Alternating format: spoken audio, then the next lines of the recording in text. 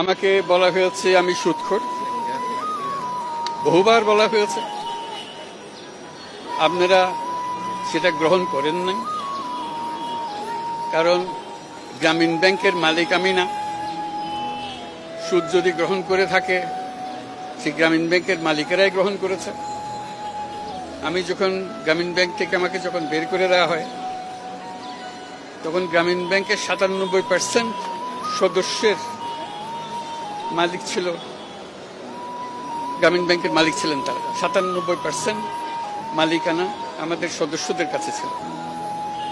সুদ যদি গ্রহণ করে থাকেন, তারাই গ্রহণ করেছেন।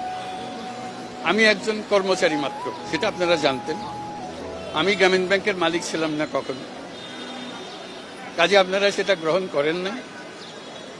আমাকে বলা হয়েছে আমি গরিবের রক্তচোষা, সেটাও আপনারা গ্রহণ করেন নাই।